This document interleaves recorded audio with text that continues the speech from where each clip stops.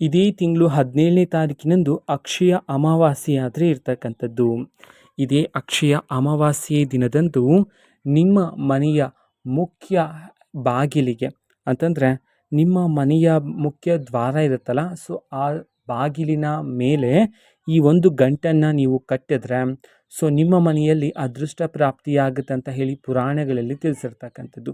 ಹಾಗಿದ್ರೆ ಬನ್ನಿ, ಯಾವುದನ್ನು ನೀವು ಗಂಟು ಮಾಡಿ ನಿಮ್ಮ ಮನೆ ಬಾಗಿಲಿಗೆ ಕಟ್ಟಿದ್ರೆ ನಿಮ್ಮ ಮನೆಯಲ್ಲಿ ಸಕಾರಾತ್ಮಕ ಶಕ್ತಿ ಮೂಡುತ್ತೆ, ಅದೇ ರೀತಿ ಸಂಪತ್ತಿನ ಅಭಿವೃದ್ಧಿ ಆಗುತ್ತೆ ಅನ್ನೋದನ್ನು ನಾವು ಈ ವಿಡಿಯೋದಲ್ಲಿ ತಿಳ್ಕೊತಾ ಹೋಗೋಣ. ವಿಡಿಯೋವನ್ನು ಸ್ಟಾರ್ಟ್ ಮಾಡ್ತೀನಿ. ಅದಕ್ಕಿಂತ ಮೊದಲು ನೀವಿನ್ನೂ ನಮ್ಮ ಚಾನೆಲ್ಗೆ ಸಬ್ಸ್ಕ್ರೈಬ್ ಮಾಡದೇ ಇದ್ದರೆ ಈ ಕೂಡಲೇ ಚಾನೆಲ್ಗೆ ಸಬ್ಸ್ಕ್ರೈಬ್ ಮಾಡ್ಕೊಳ್ಳಿ ಮತ್ತು ಲೈಕ್ ಮಾಡಿ. ಈಗ ನಾವು ಮಾಹಿತಿಯನ್ನು ತಿಳ್ಕೊತಾ ಹೋಗೋಣ.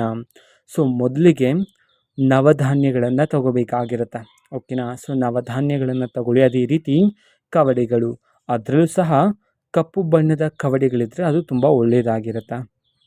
ಕವಡೆಗಳನ್ನು ತಗೊಳ್ಳಿ. ಅದೇ ರೀತಿ ತೆಂಗಿನಕಾಯಿ, ನಂತರ ಸ್ವಲ್ಪ ಕಲ್ಲುಪ್ಪು ಬೇಕಾಗಿರುತ್ತೆ. ಅದೇ ರೀತಿ ಅರಿಶಿಣ, ಕುಂಕುಮ ಮತ್ತು ಸುಗಂಧ ದ್ರವ್ಯ ಅಂತ ಹೇಳಿ ಸಿಗುತ್ತೆ. ಸೊ ಅದನ್ನು ಸಹ ತಗೊಂಡು ಅದನಂತರ ಅಗಲವಾದ ಕೆಂಪು ಬಣ್ಣದ ಹೊಸ ಬಟ್ಟೆಯನ್ನು ತಗೋಬೇಕಾಗಿರುತ್ತೆ, ಚಿಕ್ಕದಾಗಿರ್ತಕ್ಕಂಥದ್ದು. ಸೊ ಅಗಲವಾಗಿರ್ತಕ್ಕಂಥದ್ದು ಒಂದು ಕೆಂಪು ಬಣ್ಣದ ಹೊಸ ಬಟ್ಟೆಯನ್ನು ತಗೊಳ್ಳಿ.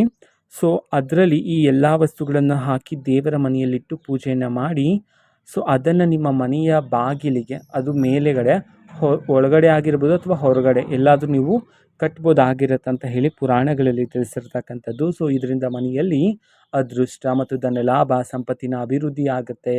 ಎಲ್ಲ ಕಾರ್ಯಗಳನ್ನು ಮಾಡೋದಕ್ಕೆ ನಿಮಗೆ ಶಕ್ತಿ ಮೂಡುತ್ತೆ. ಮನೆಯಲ್ಲೂ ಸಹ ಸಕಾರಾತ್ಮಕ ಶಕ್ತಿ ಹೆಚ್ಚಾಗುತ್ತೆ ಅಂತ ಹೇಳಿ ಪುರಾಣಗಳಲ್ಲಿ ತಿಳಿಸಿರ್ತಕ್ಕಂಥದ್ದು, ಓಕೆನಾ. ಸೊ ಇದು ಇವತ್ತಿನ ಒಂದು ವಿಡಿಯೋ ಇದೆ. ಈ ರೀತಿ ಇನ್ನು ಹಲವಾರು ಯೋಜನೆಗಳಿಗೆ ಸಂಬಂಧಪಟ್ಟಂತೆ ಮಾಹಿತಿ ಬಂದ ನಂತರ ಆದಷ್ಟು ಬೇಗ ನಾನು ನಿಮಗೆ ಇನ್ಫಾರ್ಮೇಷನನ್ನು ತಿಳಿಸ್ತೀನಿ. ಅದಕ್ಕೋಸ್ಕರ ಚಾನೆಲ್ಗೆ ಸಬ್ಸ್ಕ್ರೈಬ್ ಮಾಡ್ಕೊಳ್ಳಿ. ಮತ್ತೀಗ ನಾವು ಫೇಸ್ಬುಕ್ಕಲ್ಲೂ ಸಹ ಈಗ ವಿಡಿಯೋಸ್ಗಳನ್ನು ಅಪ್ಲೋಡ್ ಮಾಡ್ತಿದ್ದೀವಿ. ಫೇಸ್ಬುಕ್ ಚಾನೆಲ್ ಲಿಂಕನ್ನು ಡಿಸ್ಕ್ರಿಪ್ಷನ್ ಬಾಕ್ಸಲ್ಲಿ ಕೊಟ್ಟಿರ್ತೀನಿ, ಕ್ಲಿಕ್ ಮಾಡಿಬಿಟ್ಟು ಫಾಲೋ ಮಾಡಿ, ಓಕೆನಾ. So thank you, bye.